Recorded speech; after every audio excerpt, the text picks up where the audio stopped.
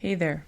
Welcome to Discover the Divine You. My name is Kimberly Nicole. Right now I'm on a journey to figure out who the real Kimberly Nicole is, who I was divinely created to be. So I created this podcast in hopes others could benefit from what I'm learning and the different ways I'm connecting with a higher power. I created this space for honest conversations about healing, creativity, spiritual growth, and learning to reconnect with myself while living presently in my life. I'm a mom of 3. I have a job. I'm in 12-step recovery. Real life happens every day. So this is a space of no pressure, no expectations, no perfection, just progress. A journey towards finding peace, clarity, and connection to something bigger than ourselves, going from chaos to calm. So here we go. I'm so glad you're here to take this journey with me. Let's get creative. Episode 17, Courage Hangy Ball Thing. Hello and welcome back to Discover the Divine You. I am Kimberly Nicole, and today I'm a big ball of mess, or so it seems, and I did not want to miss my 90 and 90. I wanted to keep myself consistent, so here I am. I am doing something that I started. I'm finishing. I'm keeping it going, even though lots of me wants to just snuggle on the couch and go right back to sleep, but I'm not gonna. I'm gonna show up. Today, my topic is courage, which I feel is very appropriate because today I did something very courageous. I did some pretty deep work, and I wrote all about it. I don't know that I'm going to share it necessarily because it was pretty personal and pretty deep, but I'll generally explain, I guess, what went down today because I feel like it really helped me a lot with letting go of things I cannot control. So I'll just get into what I even think courage is. Courage is doing something even though you're scared, and trusting in a power greater than yourself to help you get through it. At least that's what it feels like courage is to me. It reminds me of Full House back in the day when I want to say Stephanie was scared to go to the dentist, and Uncle Joey told her that she had a courage hangy ball thing in the back of her throat right there. And I think about that a lot because I too have a little hesitancy of going to the dentist. It used to be like a paralyzing fear. Now it's just like, don't really love going there, but I'll go there because it's good for my body. Anyway, so that being said, I really dug deep into my courage hangy ball thing, and I did some writing on some stuff. I've been struggling. I will share this with you guys because I'm all about the vulnerability, right? And I've been really struggling with body image and, appreciating myself and my body for all that it does for me. I do love that, my body is resilient. I have put it through hell and then some, and it still continues to show up for me. I'm very grateful for that. But I still find myself getting mad that things that they're hanging lower than they should, or that they have crevasses or flaps and that they're wrinkly or whatever, that my body isn't perfect. And what the hell does perfect mean anyways, right? It's very subjective, objective, whatever you want to say. I don't know. I'm not the best with words, but what I will say is that I sat down this morning to write to God, to have him answer me on why I don't just love myself the way I am. And the response I got was so different than what I have ever gotten into a prayer. It wasn't like totally out of character for my higher power to respond to me in this way necessarily, but it was just very different than it's been in a long, long time. So when I sat down and I started just like meditating on that question, which really that question was like a 17-parter. I was like, God, why don't I this? God, why don't I that? God, why do I this? And why don't I that? And there was many, many, many layers to the question that I didn't realize were even there as I was writing the question. So when I sat there quietly, I just kind of imagined myself having this conversation with God, and it turned into uncovering something that I had buried long, long ago, or some part of me that I had buried long, long ago. And it came up real obviously. It wasn't loud and it wasn't pushy, but it was very clear that I needed to work on uncovering this baby girl version of me that needed to be heard and seen and held. So I started writing. I talked back and forth with my higher power. I talked back and forth with myself. I uncovered some pretty heavy stuff. And in doing so, I thought I would get to the end and I would just basically get told what for. Like scolded, if you will, for all of the things that I had done to try and hide that version of myself. And instead, that little version of myself was just like so happy to see me and knew I was gonna come and trusted her higher power that one day I would be ready and we would be free. And it was so emotional that afterwards I was exhausted. And I hadn't even realized that I had already sat there for almost 3 hours, just writing and writing and writing and writing.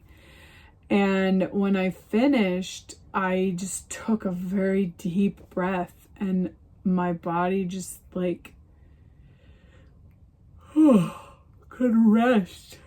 And I was exhausted, hence the yawn, just thinking about that. And so, but I didn't have time to rest. I apparently said that I would speak in a program meeting and I forgot.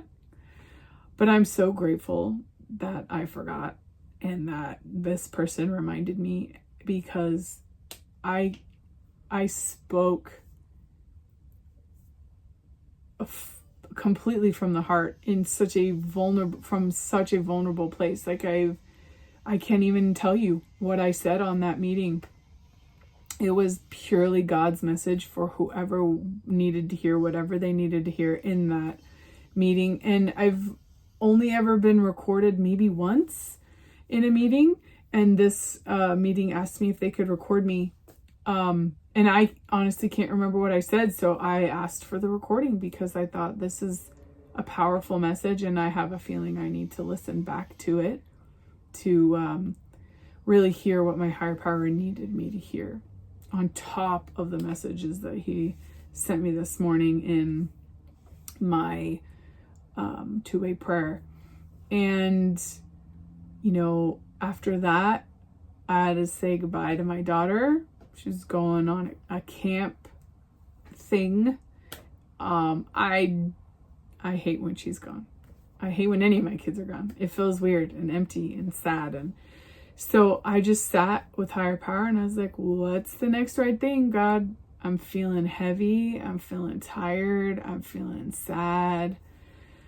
I'm also feeling relieved and proud of myself, and taking courage, like being courageous, is exhausting sometimes. So once I'm done recording this, I am going to rest. You know, I'm going to sit still and I'm going to maybe watch my favorite movie that makes me happy, or color or draw. I don't know. But I created something beautiful with my higher power today. And it was really, really courageous for me to do that. I was so brave, and I'm so proud of every version of me that showed up in that process, because we were co-creating a new pathway with our higher power. And man, I just fell in love with that baby girl version of me. I want to say she was maybe 3, 4, 5, maybe 6 years old. And you know what I want to do now? I want to go to the store and I want to buy myself a twirly dress. And I have a kid calling me. So I think I might do that. I think after I rest a bit, I'm going to take myself to the store and I'm going to try and find a skirt or a dress that twirls. Because one of the things that little version of me talked about was being little and playing and doing that more often. And I love that. And I want to experience that, because there were a lot of things that I feel like happened when I was young that required me to grow up fast and not really fully just be little. So, afterwards I played a game with my son. I played Guess Who, which is more fun than I remember. And there's a lot of really cool versions now. We have one that's like NFL players, and another one that's like superheroes and all these different things. And I've never played before. And it's one of my favorite games from when I was a kid. So what the heck? I'm the mama now, so I can play a game if I want. And then I thought, well, let's do something else. And then my other son's like, Mom, let's watch one of your old videos that you made that are silly. And I was like, I don't know. Because I was kind of embarrassed to watch it with him. I didn't know how he was going to react and like how I was going to feel. Like maybe they were like super cringe. I don't know. And they're not even that old of videos. They're from, maybe 2019, 2020, 2021. I don't know. But they're only a couple of years old. And we watched this one where I tried to copy a makeup tutorial. And oh my gosh, he and I and my other son were just dying laughing. Like I was laughing so hard I could barely breathe. And I just really needed to be silly. I really needed to laugh. And so I'm so grateful for my kids helping me remember, like, it's okay to just sit and be funny and silly and laugh. And, later on, I told my husband, like, hey, I went through some things today in my two-way prayer, and I'm feeling a lot of things, and I just really need a hug. And he helped me. And he's like, okay, if you want to talk about it later, I'm here. And I was able to just be like, you know what? I don't think I need to talk about it. I think all I really need is to just let you know that it exists. And if things get, overwhelming for me, I'll let you know. And he was very respectful of that. And there was a time in our marriage where that would absolutely not have been a thing I could do. It wouldn't have been a safe thing for me to do. Because he hasn't always been a safe space. But I wasn't even a safe space for me for a long time either. So I'm not saying that to place blame or anything, just to acknowledge the growth that I'm seeing in myself and in our marriage, and the fact that, we can overcome really hard, uncomfortable things. And that takes courage. It takes courage to share your vulnerability. It takes courage to acknowledge it in general. It takes courage to share it with other people. And it's okay to do it slowly. It's okay to take it, one tiny step at a time, because we don't really know what's going to be too much or what's not enough until we try. It's a trial and error adventure. that we only know once we make an attempt which one's going to go well and which one isn't. And learning is very brave. Learning is a form of courage too, and just putting yourself out there and being willing to be of service, to be willing to be vulnerable, to be willing to own up to stuff. In my writing, I had to own up to some really embarrassing and shameful things.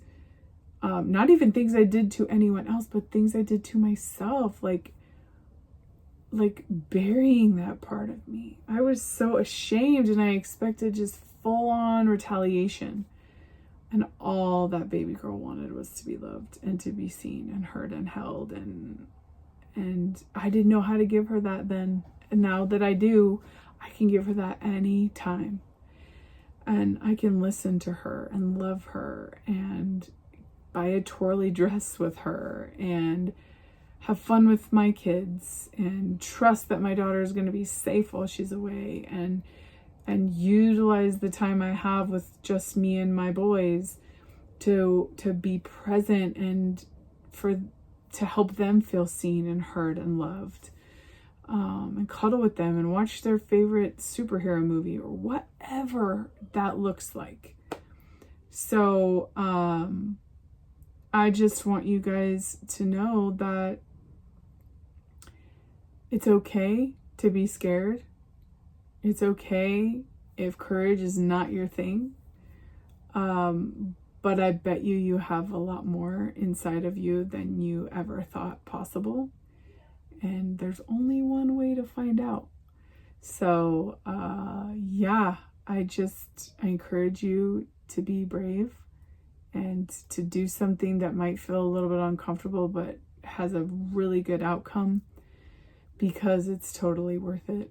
It is totally worth it. And I know tomorrow I'm going to wake up feeling so much more rested and lighter and open to new possibilities because I was brave enough to do the hard work. So I'm going to go do something creative because I love myself and I deserve it. And I hope that you will do the same. And I will see you again tomorrow. Hey, thanks so much for being here today. You're my favorite. I'm so glad you came. I know life is busy, so I really do appreciate the time you're taking to do some self-care and hang out with me for a little bit. If something that we talked about today resonated with you and you want to dig a little deeper, I put together a 5-minute creative reset guide called Chaos to Calm that you can access in the show's description. And I would be so grateful if you'd subscribe and share this podcast with someone out there that you think could benefit from what we're creating here together. Also, remember, I am just sharing my experience, strength, and hope as I understand it here. So if bigger emotions come up, please take care of yourself and reach out to a licensed professional or someone that you trust for support. You are not alone in this. So until we create together again, please be kind to yourself and do something creative because you deserve it.